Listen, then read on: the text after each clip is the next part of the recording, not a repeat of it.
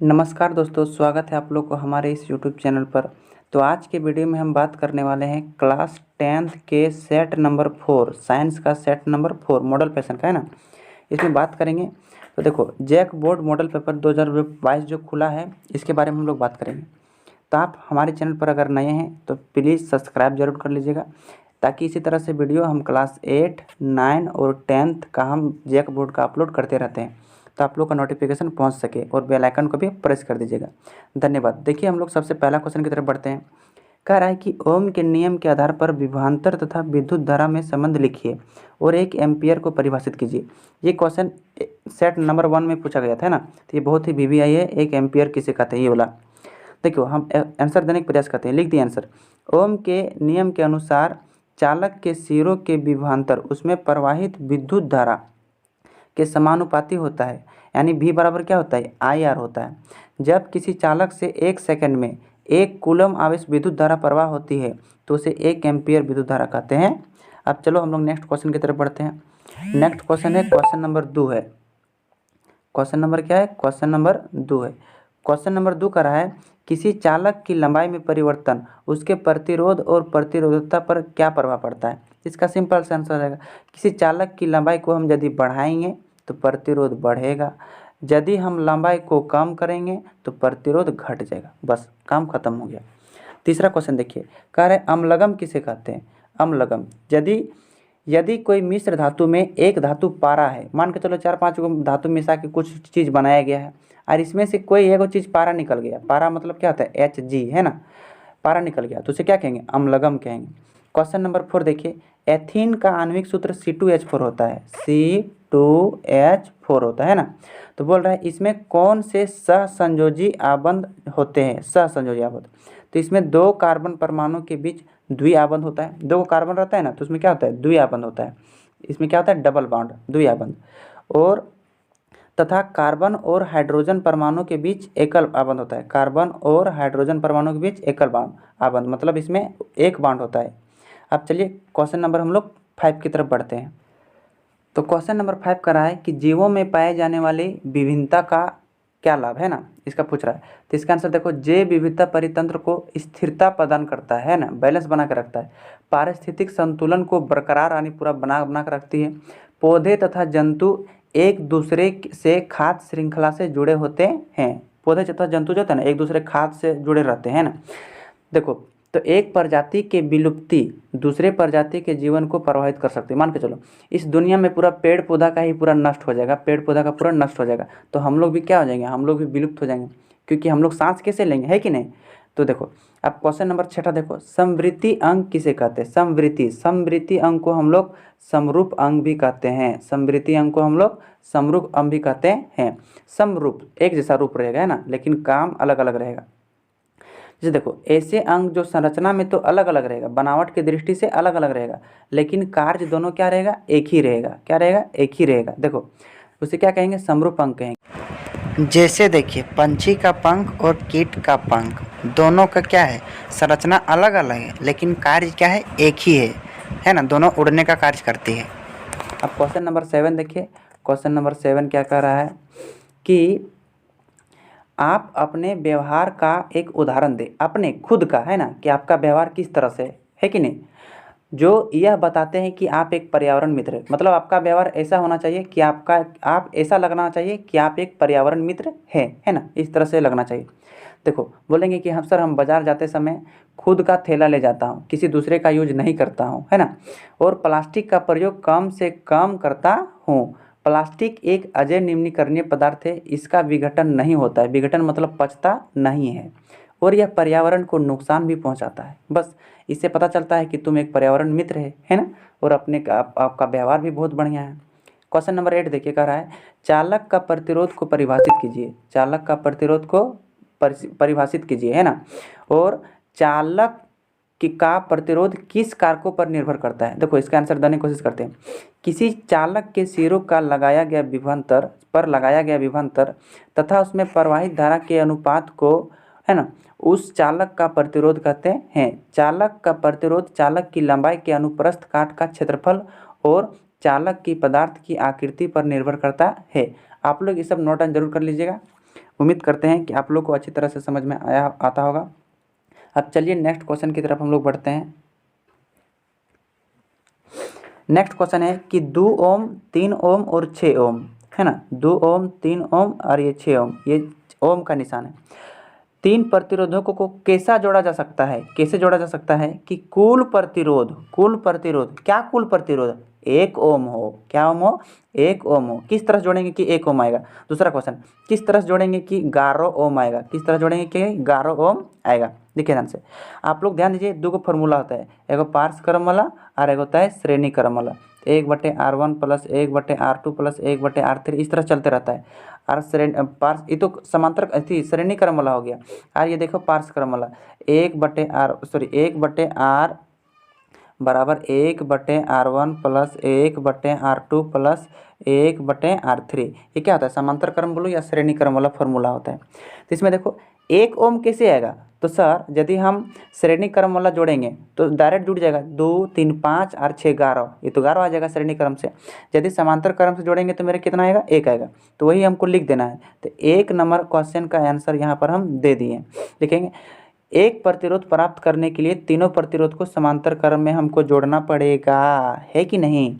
और 11 ओम, B number का question यहाँ देखो, यहाँ लिख दिया आंसर। 11 प्रतिरोध प्राप्त करने के लिए तीनों प्रतिरोधों को हमको श्रेणी क्रम में जोड़ना पड़ेगा। समझ में है कि नहीं। अब चलिए हम लोग नेक्स्ट क्वेश्चन की तरफ बढ़ते हैं। क्वेश्चन नंबर मेरा 10वां क्वेश्चन है। 10वां क्वेश्चन कह रहा है, बहुत ही इंपॉर्टेंट क्वेश्चन है। इलेक्ट्रॉन के स्थानांतरण के द्वारा, स्थानांतरण मतलब एक जगह से दूसरे जगह जब भेजा जाता है ना इलेक्ट्रॉनों का, तो Na2O यानी सोडियम ऑक्साइड, दूसरा पूछा है NaCl यानी सोडियम क्लोराइड, तीसरा पूछा है MgO मैग्नीशियम ऑक्साइड का निर्माण कैसे होता है, मतलब इसको दर्शाने के लिए कह रहा है। देखो सोडियम जो होता है ना, इसके पास दू जो होता है, दू कहाँ से आता है, आप लोग ध्यान से देखिए। एक साइड को हम सोडियम रखते हैं, एक साइड को क्या रखते हैं, सोडियम रखते हैं, है ना। ये क्या हो गया, सोडियम हो गया। सोडियम का परमाणु संख्या कितना होता है, आप बोलेंगे 11 होता है। और एक साइड को रखेंगे ऑक्सीजन, ऑक्सीजन का परमाणु संख्या कितना होता है, 8 होता है। कितना होता है, 8। आप ध्यान दीजिए, ये 11 होता है तो इसका इलेक्ट्रॉनिक विन्यास क्या हो जाएगा, 2 8 1, 2 8 1। सर इसका इलेक्ट्रॉनिक विन्यास क्या हो जाएगा, 2 और 6, है ना। आप देखिए इसमें तो एगो इलेक्ट्रॉन बाहर बच जा रहा है और इसमें 2 इलेक्ट्रॉन घस रहा है ना। तो इसमें क्या करेगा, पैंचा ले लेगा, क्या करेगा, पैंचा ले लेगा। इसका बाहर में कितना होता है, इसका 2 घट रहा है, क्या हो रहा है, 2 घट रहा है, तो किसी से क्या करेगा, पैंचा ले लेगा। तो 2 इलेक्ट्रॉन क्या करेगा, पैंचा ले लेगा, 2 क्या करेगा, पैंचा ले लेगा। आप देखो तो सोडियम Na2 हो जाएगा और 2 का 2 हो जाएगा। इस तरह से Na2 बन गया। सेकंड क्वेश्चन इसी में पूछा है कि NaCl, अब NaCl भी देखो सेम टू सेम इसी तरह से होगा। NaCl क्लोरीन जो होता है इसका परमाणु संख्या 17 होता है। इसका इलेक्ट्रॉनिक विन्यास कीजिएगा तो 2 8 7 आएगा। इसमें भी एक इलेक्ट्रॉन घट रहा है तो इसमें क्या करेगा, एक इलेक्ट्रॉन क्या करेगा, पैंचा ले लेगा, यानी यहाँ क्या आ जाएगा, -1। तो यहाँ -1 दो या ना दो, कोई दिक्कत होने वाला नहीं, 1 छुपा हुआ रहता है। तो NaCl हो गया। नेक्स्ट क्वेश्चन इस तरह से बनेगा, यानी MgO, ओ लास्ट में कितना होगा, इसका इलेक्ट्रॉनिक विन्यास, इसका 2 और 6, 6 2 कितना हो जाएगा, 8 हो जाएगा, है ना। तो इसमें भी 2 को घटेगा तो एक क्या करेगा, 2 को ले लेगा। तो इसलिए ओ के माइनस क्या लगेगा, माइनस मतलब ये ऋण किसी से लिया है और ये प्लस किसी से मतलब दिया देता है। +2 लगा है, Mg के ऊपर में +2 है, मतलब 2 रुपया किसी को दान दिया है, और -2 मतलब किसी से लिया है इलेक्ट्रॉन को। तो MgO हो गया। अब चलिए हम लोग नेक्स्ट क्वेश्चन की तरफ बढ़ते हैं, क्वेश्चन नंबर 11 की तरफ। 11वां नंबर क्वेश्चन कह रहा है कि संयोजन एवं प्रतिस्थापन अभिक्रिया से आप क्या समझते हैं। ये जो है ना चैप्टर नंबर 1 से लिया गया है, और चैप्टर नंबर 1 जो है टर्म नंबर 2 में, जो टर्म 2 जो है ना, ये चैप्टर नंबर 1 से ऑब्जेक्टिव क्वेश्चन के लिए लिया गया है। चलिए कोई दिक्कत नहीं, आंसर दे देते हैं हम।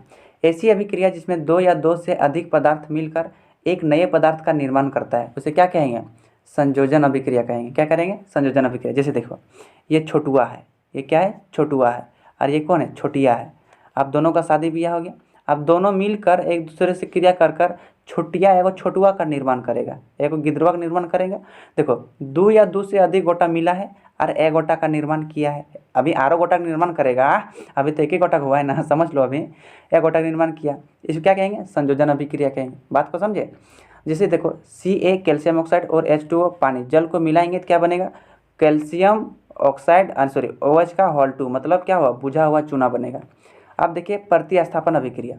प्रतिस्थापन की देखो ऐसी अभिक्रिया जिसमें हाइड्रोकार्बन का एक हाइड्रोजन किसी दूसरे परमाणु के साथ प्रतिस्थापित हो जाती है, मतलब दूसरे परमाणु के साथ सट जाती है।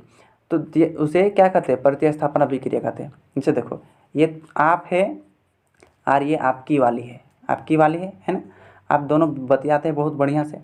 अब यदि ये किसी दूसरे लड़का को देखेगा, दूसरा हाइड्रोकार्बन देखेगा, दूसरा परमाणु जाके फंस जाएगा, तो आप क्या हो जाएगा, ये दूसरे से प्रतिस्थापित हो गया। आप टुकुर टुकुर देखते रह जाएंगे, ओ माय गॉड, छोटिया ओकर से चल गेलो, छोटिया ओकर से चल गेलो, प्रतिस्थापित हो गया। देखो CH4 + Cl2, और ये सूर्य के प्रकाश में हम यदि गर्म करेंगे तो बनेगा CH3Cl और प्लस HCl हाइड्रोक्लोरिक बनेगा। अब नेक्स्ट क्वेश्चन की तरफ हम लोग बढ़ते हैं। कह रहा है 12वां नंबर क्वेश्चन में कि खाद्य जाल क्या है ना, एक उदाहरण के द्वारा समझाइए। देखो पारिस्थितिक तंत्र विभिन्न खाद्य श्रृंखला मिलकर जाल को निर्माण करते हैं, इसे ही खाद्य जाल कहते हैं। जैसे घास टिड्डों के द्वारा भी खाया जाता है और खरगोश के द्वारा भी खाया जाता है। टिड्डो एक जीव होता है और खरगोश मतलब रेबिट्स है ना। कुलई मतलब संथाली भाषा से खरगोश होता है, कुलई। तो क्या होता है, दोनों घास को खाता है, लेकिन फिर भी शाकाहारी जीवों को एक से अधिक मांसाहारी जीव भी खाते हैं। जैसे बाघ क्या हो गया, खरगोश देखेगा तो खा जाएगा है ना। तो खरगोश क्या है, शाकाहारी, और बाघ क्या है, मांसाहारी, देखेगा तो खा जाएगा। तो बस ये हो गया खाद्य जाल। अब देखो 13 नंबर क्वेश्चन कह रहा है ऐसे 3 तरीके बताएं जिसमें अजय निम्नीकरणीय पदार्थ का क्या होगा, प्रभावित किया जाता है। देखो एगो मिट्टी को प्रदूषित करती है अजय निम्नीकरणीय पदार्थ। दूसरी बात, इनको जलाने पर प्रदूषण होता है। जैसे प्लास्टिक को जलाएंगे तो क्या होगा, प्रदूषण होगा, अजय निम्नीकरणीय पदार्थ है। यह खाद्य श्रृंखला में मिलकर हम लोग क्या करता है, क्षति पहुंचाता है। अब हम लोग नेक्स्ट क्वेश्चन की तरफ बढ़ते हैं, क्वेश्चन नंबर 14वां की ओर बढ़ते हैं। देखो 14वां नंबर क्वेश्चन कर रहा है कि जीवाश्म क्या है, ये पहले भी पूछ चुका था। यह विकास प्रक्रम के विषय में क्या दर्शाते हैं। देखो लाखों अथवा अरबों साल पहले पाए जाने वाले जीवों के कठोर अवशेष, चट्टानों पर पैरों के निशान, मिट्टी के बने मृत जीवों के सांचे आदि को जीवाश्म कहते हैं, है ना। जैसे मान के चलो आज से करोड़ों साल पहले, जैसे डायनासोर का नाम सुने होंगे, इसका अभी हम लोग मिट्टी के अंदर खोदते हैं तो इसका सांचा मिलता है, हड्डी उड्डी मिलता है ना, इसी को क्या बोलेंगे, जीवाश्म बोलेंगे। और सिंधु घाटी सभ्यता में आप लोग को पता होगा, कांसा का लोटा मिला था, हाड़ी मिला था, थाली मिला था, है ना, बस उसे ही क्या कहेंगे, जीवाश्म कहेंगे। इसके बाद कहा यह विकास प्रक्रम विषय में क्या दर्शाते हैं। देखो यह विकास प्रक्रम के विषय में यह दर्शाते हैं कि कौन कौन सी स्पीसीज जो कभी जीवित थी परंतु अब लुप्त हो गई है। जैसे है ना, जैसे डायनासोर पहले था लेकिन अब क्या हो गया, लुप्त हो गया। बस यही हमको दर्शाता है कि पहले पृथ्वी में बहुत प्रकार के जीव रहते थे। अब 15वां नंबर हम लोग सबसे पहले क्वेश्चन देख लेते हैं। कह रहा है 15वां नंबर क्वेश्चन में विद्युत जनरेटर क्या है। विद्युत जनरेटर मतलब विद्युत मोटर किसे कहते हैं, यह किस सिद्धांत पर कार्य करता है। बहुत ही इंपॉर्टेंट क्वेश्चन है। और इसका निर्माण कार्य प्रणाली का वर्णन करें। देखो सिंपल सा आंसर लिख देते हैं।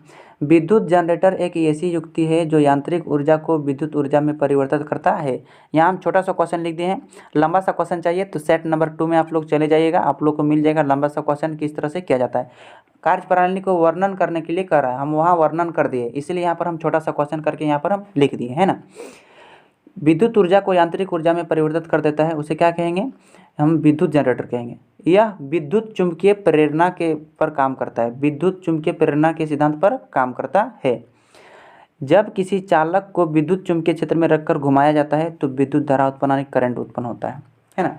अब देखिए इसका नेक्स्ट क्वेश्चन क्या कर रहा है। नेक्स्ट क्वेश्चन मतलब 16वां नंबर क्वेश्चन, दिए गए परिपथ आरेख में क्या, देखो एक परिपथ दिया गया है, ये प्रतिरोध ये R2 है, इधर से वोल्ट जो दिया गया है यहाँ 6 वोल्ट दिया गया है। एक गाना था कि लग गए 440 वोल्ट छूने से रे, ओहो क्या गाना था यार। देखो हम लोग गाना पर नहीं जाएंगे, अभी हम लोग यहाँ सॉल्व करेंगे। देखो प्रतिरोध R1 R2 का मान दे दिया है, ये क्वेश्चन पूछ रहा है 4 ओम 2 ओम R1 और R2 का मान, तथा वोल्ट 6 वोल्ट दिया गया है, पर संयोजन किया जाता है इस बैटरी को, है ना। तो देखो इसमें निकालने के लिए क्या कह रहा है, ध्यान से देखिएगा। नेक्स्ट पेज हम लोग करते हैं। तो देखो इसका ए नंबर क्वेश्चन पूछा है कि परिपथ का कुल प्रतिरोध, देखो पहला दिया था 2 ओम ने 4 ओम था, सॉरी माफ़ कीजिएगा, थोड़ा देखते हैं, देख लेते हैं कितना ओम दिया था। 2 ओम ने 4 ओम दिया था, 2 ओम ने 4 ओम दिया था, यहाँ दिया था 4 ओम दिया था, चलिए ठीक है 4 ओम दिया था, है ना। चलिए कोई बात नहीं, हम लोग तो देख तो लिए, विश्वास तो हो गया। अब देखिए 4 ओम दिया है, R1 का मान दिया है ना, और R2 का मान कितना दिया है, 20 ओम दिया है। तो दोनों को हम लोग जोड़ेंगे श्रेणी क्रम में, श्रेणी क्रम में जोड़ देंगे। तो ये 2 और 4 और 20 जोड़ेंगे तो कितना आ जाएगा, 24 हो जाएगा। एक नंबर कुल प्रतिरोध निकल गया। बी नंबर बोल रहा है परिपथ में प्रवाहित कुल विद्युत धारा। विद्युत धारा मतलब क्या होता है आई, आई माने क्या होता है विद्युत धारा। इसका फॉर्मूला क्या होता है V बटे R। तो देखो V का मान दिया था 6 और R का मान अभी निकला 24। 6 कम 6 और 6 चौके हैं 24, 4 निकलेगा ना, 4 से कटेगा 400.25। ठीक है, यहाँ पर 0.25 निकलेगा, पहले गलत काटे थे। आप देखिए सी नंबर, प्रत्येक प्रतिरोध से प्रवाहित विद्युत धारा। आपके को प्रतिरोध है, दो गो है प्रतिरोध, एगो R1 है एगो R2 है, तो इसका विद्युत धारा निकालना पड़ेगा। अब देखो प्रत्येक प्रतिरोध का हम निकाल देते हैं, यहाँ पर दो गो है, पहले I1 बराबर निकालते हैं। I1 बराबर क्या हो जाएगा V बटे R1 हो जाएगा। V का मान दिया था 6 और R1 का मेरा दिया था 4, 4 बटे 6, इसको काटिए निकलेगा 1.5। दूसरा निकालेंगे I2 बराबर क्या हो जाएगा V बटे R2। V का मान दिया था 6 और R2 का मान दिया था 20, यहाँ R2 हो जाएगा ना, तो इसको काटिए कितना निकलेगा 0.3 निकल जाएगा। अब चलिए हम लोग नेक्स्ट क्वेश्चन देखते हैं। 17 नंबर जो क्वेश्चन है, 17 नंबर बहुत ही वीवीआई क्वेश्चन है। देखिए, साबुन की सफाई प्रक्रिया पर क्रियाविधि समझाइए। मतलब साबुन कोई कपड़ा को कैसे साफ करता है, कोई कपड़ा को कैसे साफ करता है ना। चलिए इसके बारे में हम लोग डिटेल से जानते हैं। देखो साबुन को कपड़ा को, देखो साबुन एक के साबुन के अणु लंबी श्रृंखला वाले कार्बोक्सिलिक अम्ल COOH है ना, अम्लों के सोडियम एवं पोटेशियम लवण के, सोडियम एवं पोटेशियम लवण, ये छोटा भाग जाता है साला घर, लवण के साबुन अणु में दो सिरे होते हैं, है ना। एक सिरा को ध्रुवीय जल के अंदर होता है और दूसरा सिरे को कहते हैं अध्रुवीय। पहला सिरा को ध्रुवीय और दूसरा सिरे को अध्रुवीय कहते हैं ना।